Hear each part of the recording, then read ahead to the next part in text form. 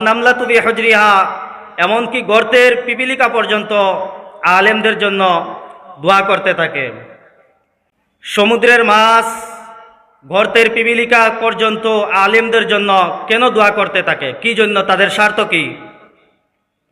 নিশ্চয়ই তাদের স্বার্থ রয়েছে, না হলে তো আলেমদের জন্য সমুদ্রের মাছ, গর্তের পিপিলিকা পর্যন্ত তারা আলেমদের জন্য ইস্তেগফার এবং দোয়া করার কোনো কথা নয়।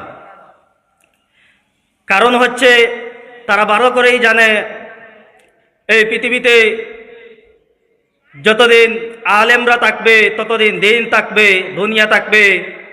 যেদিন এই পৃথিবীতে আলেমরা থাকবে না, সেদিন দিন থাকবে না, দুনিয়া থাকবে না। হাদিস শরীফের মধ্যে ইলমে দ্বীনের ধর্মীয় শিক্ষার গুরুত্ব সম্পর্কে একটি হাদিস বর্ণিত হয়েছে। আল্লাহর হাবিব সাল্লাল্লাহু আলাইহি ওয়াসাল্লাম বলেন, তালাবুল ইলমি ফরিদাতুন আলা কুল্লি মুসলিম। ইলমে দ্বীন শিক্ষা করা প্রত্যেক নারী ও পুরুষের উপর ফরজ। আল্লাহ পাক রব্বুল আলামিন কুরআন কারীমের মধ্যে বলেন, ইন্নাদ দীনা ইনদাল্লাহিল ইসলাম, নিশ্চয়ই আল্লাহর মনোনীত ধর্ম হচ্ছে ইসলাম। হাদিস শরীফের মধ্যে আল্লাহর হাবিব সাল্লাল্লাহু আলাইহি ওয়াসাল্লাম বলেন, ইন্নাল মালাইকাতা তাদাউ আজনিহাতুহা রিদান লিতালিবিল ইলমি, নিশ্চয়ই ফেরেশতারা তালেবে ইলমদের তাদের পাখা বিছিয়ে দেন। এবং এই আয়াতের আরেকটি অর্থ হলো, তালেবে ইলমদের সম্মানার্থে ফেরেশতারা তাদের পেছনে পেছনে হাঁটতে থাকে।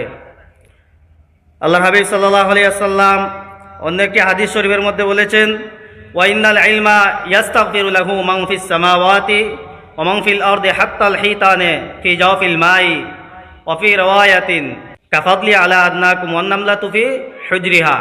ওয়া ইন্নাল ইলমা ইয়াস্তাগফিরু লাহু, নিশ্চয়ই আলেমদের জন্য মান ফিস সামাওয়াতি ওয়া মান ফিল আরদি, আসমান এবং জমিন সমুদ্রের মখলুকাত, মান ফিস সামাওয়াতি ওয়া মান ফিল আরদি হাত্তাল হিতানে ফি জাওফিল মাই, আসমান এবং জমিন সমুদ্রের মখলুকাত আলেমদের জন্য দোয়া করতে পর্যন্ত আলেমদের জন্য। ওয়া নামলাতু বিহুজরিহা, এমনকি গর্তের পিপিলিকা পর্যন্ত আলেমদের জন্য দোয়া করতে থাকে। সমুদ্রের মাছ, গর্তের পিপিলিকা পর্যন্ত আলেমদের জন্য কেন দোয়া করতে থাকে? কি জন্য? তাদের স্বার্থ কি? নিশ্চয়ই তাদের স্বার্থ রয়েছে, না হলে তো আলেমদের জন্য সমুদ্রের মাছ, গর্তের পিপিলিকা পর্যন্ত তারা আলেমদের জন্য ইস্তেগফার এবং দোয়া করার কোনো কথা নয়। কারণ হচ্ছে, তারা ভালো করেই জানে এই পৃথিবীতে যতদিন আলেমরা থাকবে ততদিন দিন থাকবে, দুনিয়া থাকবে। যেদিন এই পৃথিবীতে আলেমরা থাকবে না, সেদিন দিন থাকবে না, দুনিয়া থাকবে না। মুআজ্জাজ হাজিরিন, আমরা তো জাতিতে মুসলমান, আমরা আলেমদেরকে গুরুত্ব দিতে জানি না, সম্মান দিতে জানি না।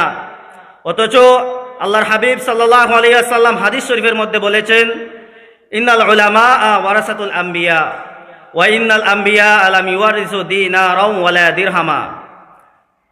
ইন্নাল উলামা ওয়ারাসাতুল আম্বিয়া, নিশ্চয়ই আলেমগণ হচ্ছেন নবীগণের ওয়ারিস।